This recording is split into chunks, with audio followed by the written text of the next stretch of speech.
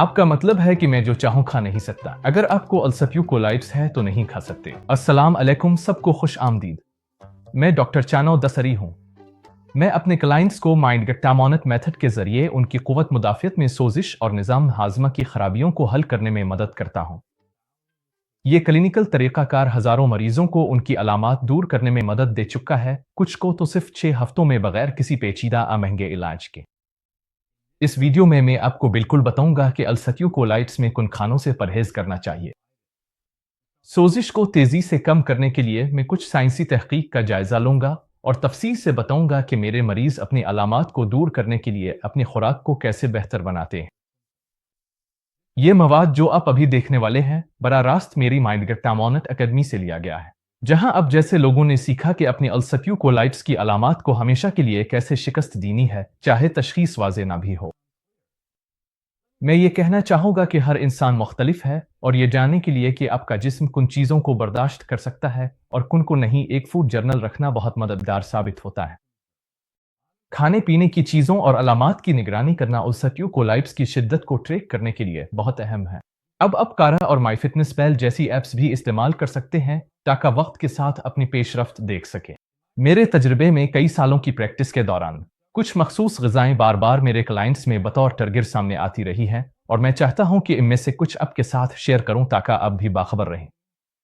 हम 4 मखसूस food groups पर बात करेंगे जो इम्यून सोजिश और अल्सरट्यूब कोलाइट्स जैसी बीमारियों को टारगेट कर सकते हैं। मैं आपको बताऊंगा कि कुन चीज़ों से होशियार रहना है और कुन चीज़ों से परहेज करना है। इसके अलावा मैं आपको हाजमे के एंजाइम्स को शामिल करने और अल्सरट्यूब कोलाइट्स की सोजिश को दूर करने के लिए अपनी हिकमत अमली बनाने के बारे में कुछ बहुत मुफीद मशवरे दूंगा। अब इससे आगे बढ़ने से पहले लाइक और सब्सक्राइब करना ना भूली और अपडेट रहने के लिए नोटिफिकेशन बेल भी दबाएं। ये वीडियोस हर इस शख्स के लिए लाजमी देखने वाली हैं जो अल्सरट्यूब कोलाइट्स के अलामात को हमेशा के लिए ख़त्म करना चाहता है, और ये वो मुफीद मालूमात हैं जो शायद आपको कहीं और ना मिले। अब अल्सरट्यूब कोलाइट्स में मसला पैदा करने वाली ग़िज़ाओं के मौजू की तरफ आते हैं। जो सबसे बड़ी गलती मैं लोगों में देखता हूँ वो ये है कि वो समझते हैं कि वो कुछ भी खा सकते हैं और उम्मीद करते हैं कि उनकी अल्सरट्यूब कोलाइट्स की अलामात खुद ही खत्म हो जाएंगी, लेकिन अक्सर ऐसा बिल्कुल नहीं होता। आमतौर पर कोई ना कोई ग़िज़ा होती है जो मुदाफ़ियती निज़ाम को मुतहर्रिक करती है और फिर वही ग़िज़ा तवील मुद्दत तक बार बार मसाइल पैदा करती रहती है।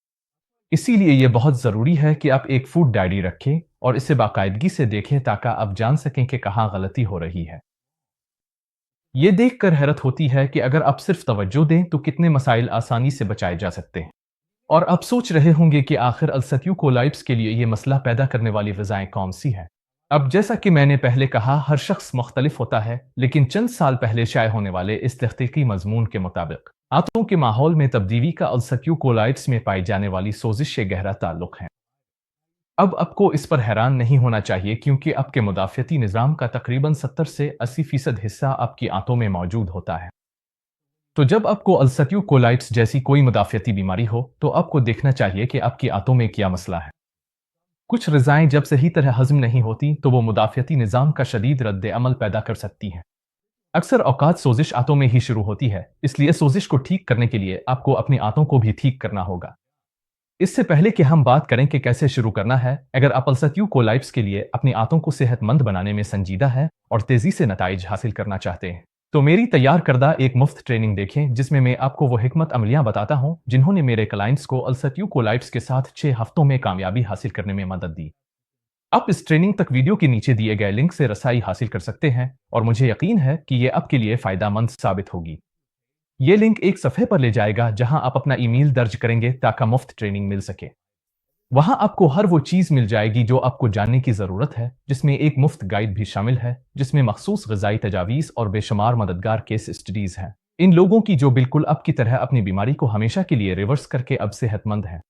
ये केस स्टडीज इसलिए कीमती हैं क्योंकि आप देख सकते हैं कि असल में सोजिश के शिकार लोगों ने सिर्फ चंद छोटी तब्दीलियां करके अपनी हालत को किस तरह बेहतर बनाया। ये ट्रेनिंग एक मुकम्मल और काबिल अमल मंसूबा फराहम करती है कि आप ये सब कुछ घर पर कैसे कर सकते हैं। बस सफ़े के ऊपर अपना ईमेल दर्ज करें और शुरुआत करें। अब आइए बात करते हैं कि किन ग़िज़ाओं से परहेज करना चाहिए। मैंने ये वीडियो पहले रिकॉर्ड की थी और इसमें बताया गया है कि किस तरह मुदाफ़ियती निज़ाम कुछ पेचीदा प्रोटीन से मुतहर्रिक हो सकता है। हम अपनी खुराक में प्रोटीन खाते हैं, یہ مختلف ذرائع سے آ سکتا ہے، چاہے وہ پودوں سے ہو یا جانوروں سے۔ پروٹین بنیادی طور پر امینو ایسڈز کی ایک زنجیر ہوتی ہے جو آپس میں جڑی ہوتی ہے۔ جب پروٹین ہمارے نظام ہضم میں داخل ہوتا ہے تو ہماری آنتوں میں موجود انزائمز اسے چھوٹے چھوٹے حصوں میں توڑ دیتے ہیں، جنہیں امینو ایسڈز کہا جاتا ہے، جو پھر جسم میں جذب ہو جاتے ہیں۔ ان آنتوں کے انزائمز کو پروٹس کہا جاتا ہے، اور اس کی اہمیت یہ ہے کہ بعض اوقات پروٹس اپنا کام مکمل نہیں کر پاتے اور ہمارے جسم میں پروٹین کے بڑے ذرات رہ جاتے ہیں جو آنتوں اور خون میں طویل عرصے تک موجود رہتے ہیں۔ ایسا کیوں ہوتا ہے؟ دراصل کچھ اقسام کے پروٹین کو توڑنا مشکل ہوتا ہے۔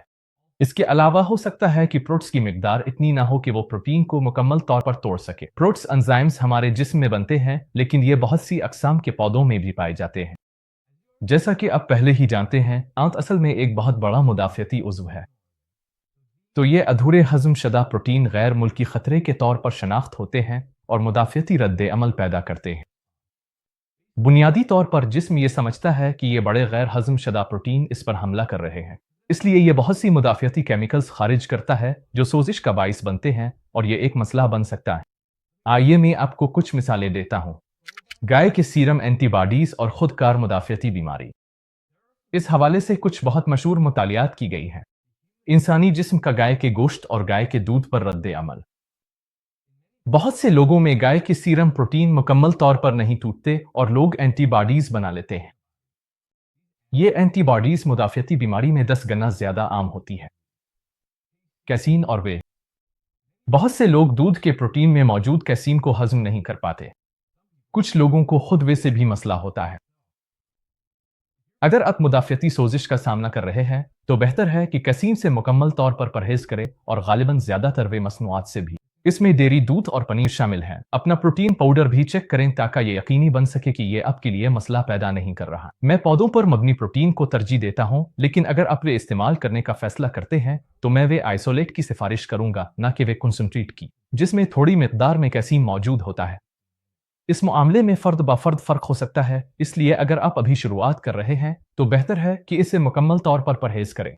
لیکن جب آپ اس عمل میں مہارت حاصل کر لیں گے تو آپ دیکھ سکیں گے کہ چیزیں کس طرح بدلتی ہیں۔ کیسین کی ایک قسم ہے جسے A2 کہا جاتا ہے، جو ہضم کرنے میں کچھ آسان ہے، لیکن یہ ملنا مشکل ہے اور آپ کو خاص طور پر گائے کے دودھ کی تلاش کرنی پڑتی ہے جو A2 ہو۔ میں اس بارے میں نوٹس سیکشن میں ایک لنک پوسٹ کروں گا۔ گلوٹن۔ یہ بہت مشہور ہے کیونکہ اندازہ ہے کہ تقریباً 1/3 آبادی کو اس سے مسئلہ ہے، اور میرا خیال ہے کہ یہ ایک کثیر الجہتی مسئلہ ہو سکتا ہے۔ میں اس موضوع پر لکھا گیا اپنا ایک مضمون لنک کے طور پر پوسٹ کروں گا، لیکن خلاصہ یہ ہے کہ میں زیادہ تر لوگوں کو یہی مشورہ دیتا ہوں کہ وہ عمومی طور پر گلوٹن والے مصنوعات کے استعمال کو محدود رکھیں۔ اس میں وہ سب کچھ شامل ہے جو گندم کے آٹے سے متعلق ہو۔ انڈے کا پروٹین۔ یہ ایک مشکل معاملہ ہے کیونکہ بہت سے لوگ جو گوشت چھوڑ دیتے ہیں وہ پروٹین کے لیے انڈوں پر انحصار کرتے ہیں۔ کچھ ماہرین غذائیت اس بات سے مجھ سے اختلاف کریں گے، اور میں ایک بار پھر اس موضوع کی وضاحت کے لیے ایک لنک پوسٹ کروں گا کیونکہ اس بارے میں بہت سی غلط فہمیاں پائی جاتی ہیں۔ کئی مطالعات کے اعداد و شمار سے ظاہر ہوتا ہے کہ انڈے کا پروٹین جسم میں ایک مضبوط مدافعتی رد عمل پیدا کر سکتا ہے، خاص طور پر ان لوگوں میں جنہیں مدافعتی سوزش کی بیماریاں ہیں، لیکن یہ ہر شخص میں نہیں ہوتا۔ میرا مشورہ ہے کہ اسے چند مہینوں یا کچھ عرصے کے لیے چھوڑ دیں تاکہ دیکھ سکیں کہ اس سے مجموعی طور پر کوئی فرق پڑتا ہے یا نہیں۔ انڈے کی سفیدی کو کبھی کبھار مناسب وقت پر دوبارہ خوراک میں شامل کیا جا سکتا ہے، اور میں یہ واضح کرنا چاہتا ہوں کہ میں یہ نہیں کہہ رہا کہ یہ غذائیں بری ہیں۔ میرا مطلب یہ ہے کہ جب آپ جسم میں سوزش کو کم کرنے کی کوشش کر رہے ہوں اور آپ چاہتے ہوں کہ یہ عمل تیزی سے ہو، تو سب سے بہتر یہ ہے کہ ان قسم کے پروٹینز کو عارضی طور پر خوراک میں محدود کر دیں۔ یہ بھی بہت اہم ہے کہ آپ اپنے سب سے بڑے کھانے کے ساتھ پروٹس انزائم سپلیمنٹ لینے پر غور کریں۔ آپ پروٹس پودوں سے حاصل ہونے والے ذرائع سے بھی لے سکتے ہیں۔ یہاں ان غذاؤں کی فہرست ہے جن میں پروٹس پایا جاتا ہے۔ اسپراؤٹس اور مائکروگرینز میں شاید سب سے زیادہ مقدار پائی جاتی ہے۔ دیگر میں اسپیرگس بیکم، جاپانی پاگوڈا، ایووکاڈو، پپیتا، انناس، کھیرا، لہسن، ناریل، السی کے بیج، اسپیرولینا، انجیر، کلوریلا، ادرک کی جڑ اور ایلو ویرا شامل ہیں۔ پودوں میں ایسے انزائمز ہوتے ہیں جو پروٹین کو توڑنے میں مدد دیتے ہیں۔ بڑے اور ہضم نہ ہونے والے پروٹین ہمارے آنتوں میں غیر ضروری مدافعتی رد عمل کو ابھارتے ہیں، اس لیے جتنا زیادہ یہ انزائمز کے ذریعے ٹوٹ جائیں اتنا ہی بہتر ہے۔ वो एंजाइम्स जो प्रोटीन को हजम करते हैं प्रोट्स कहलाते हैं और पौधे फल पकने और पौधे के उगने में मदद के लिए प्रोट्स पैदा करते हैं। हम उन्हें जाहिर है अपनी सेहत बरकरार रखने के लिए इस्तेमाल करते हैं। इन एंजाइम्स के नामों में सीरापिप्टीज, नाटोकानीज, कैटलीस, ब्रूमिलिन और पापेन शामिल हैं। ये सिर्फ चंद मिसालें हैं। हमारी खुराक में हमें ये एंजाइम्स बमुश्किल ही मिलते हैं जब तक कि हम बहुत ज्यादा माइक्रोग्रीन्स और सप्रूट्स ना खा रहे हों। इसीलिए अगर आपको मुदाफ़ियती सोजिश है तो आपको प्रोट्स सप्लीमेंट लेने पर गौर करना चाहिए। एंजाइम्स की इसी कैटेगरी में अगला नाम कोएंजाइम Q10 है, जो सब्ज और पत्तों वाली सब्जियों में पाया जाता है, लेकिन आप इसे सप्लीमेंट के तौर पर भी हासिल कर सकते हैं। मुझे उम्मीद है कि आप यहाँ एक रुझान महसूस करना शुरू कर रहे होंगे। सब्ज और पत्तों वाली सब्जियां यहाँ मुख्तलिफ फाटो कैटेगरीज में बहुत अहमियत रखती हैं।